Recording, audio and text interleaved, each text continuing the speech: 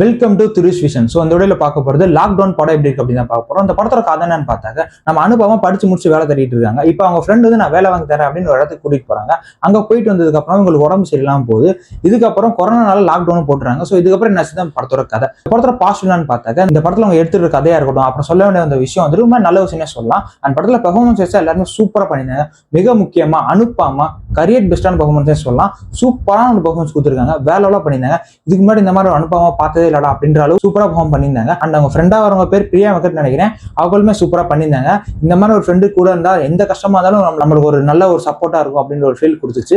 அந்த அளவுக்கு ஒரு சூப்பரா பெர்ஃபார்மன்ஸ் கொடுத்துருக்காங்க. அண்ட் சேம் டைம் சார்லியா இருக்கணும், நிரோஷா மேமா இருக்கணும், அவங்களுமே சூப்பரா பண்ணியிருந்தாங்க. மற்ற கேரக்டர்ஸ் எல்லாருமே கொடுத்துற சூப்பரா பண்ணிருக்காங்க. அண்ட் படம் வந்து 2 hours அப்படின்றனாலே பெருசா உங்களுக்கு எங்கேயுமே போர்டிக்க வாய்ப்பு இல்லை. இதையும் தாண்டி முக்கியமா அந்த படத்தோட கிளைமாக்ஸ் தான் ரொம்ப ஹார்ட் ஹிட்டிங்கா, எமோஷனலா, ரொம்ப டிஸ்டர்ப் பண்ணி விஷயம் சொல்லலாம். எப்படி சொல்றது, இது ஒரு உண்மை சம்பவத்தை பேஸ் பண்ணி எடுக்கப்பட்ட படம் அப்படின்னு நினைக்கும் போது இன்னும் கொஞ்சம் ஷாக்கிங்கா எமோஷனலா தான் இருக்கு. அந்த அளவுக்கு ஒரு ரொம்ப இம்பாக்ட் கொடுக்குற ஒரு கிளைமாக்ஸாவே இருந்துச்சு. அண்ட் அந்த அளவுக்கு இம்பாக்ட் இருந்தது காரணமே வந்துட்டு அனுபமாவோட super performance and same time அந்த சீனை வந்து எலிவேட் பண்ண விதமா இருக்கும், நல்லா சூப்பரா இருந்துச்சு. அந்த படத்துல பெட்டரா வந்திருக்க வேண்டியது ஃபர்ஸ்ட் ஆஃப் சில முற்போக்குத்தனமான சீன்ஸா இருக்கட்டும், சில தேவையில்லாத சீன்ஸ், தேவையில்லாத பாட்டு அப்படின்ற மாதிரி படத்தை கொஞ்சம் கொண்டு போயிட்டாங்க.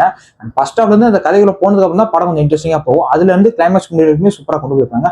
அதுக்கு முன்னாடி இருக்கிற சில சீன்ஸ் மட்டும் கொஞ்சம் பெட்டரா பண்ணிருந்தாங்க அப்படின்னா இன்னும் கொஞ்சம் நல்லா இருந்திருக்க வாய்ப்பு இருக்கு. அண்ட் அதே மாதிரி படத்துல சொல்ல வேண்டிய விஷயம் வந்துட்டு ஒரு நல்ல விஷயம் தான் சொல்லியிருக்காங்க. பட் வந்து இவங்க ஒரு பாயிண்ட் ஆஃப் வியூ சொல்லியிருக்காங்க, இன்னொரு பாயிண்ட் ஆஃப் வியூ சொல்லியிருந்தாங்க அப்படின்னா இன்னும் கொஞ்சம் பெட்டரா இருந்திருக்கும் அப்படின்ற மாதிரி தோணுச்சு. அண்ட் சில சீன்ஸ் எல்லாம் பார்க்கும்போது இதான அடுத்து நடக்கும் அப்படின்ற மாதிரி நமக்கு தோணும்ல, அதே தான் அங்க நடக்குது. அதே மாதிரி தான் ஏகப்பட்ட சீன்ஸ் போயிட்டே இருந்துச்சு. பட் வந்து கிளைமாக்ஸ் சீன் யாருமே எதிர்பார்க்கல இந்த மாதிரி ஒரு விஷயம் நடக்கும் அப்படின்னு. ரொம்ப அன்எக்ஸ்பெக்டடா, ஷாக்கிங்கா, இப்படி ஆயிடுச்சு அப்படின்னு ஒரு ஃபீல் இருந்துச்சு.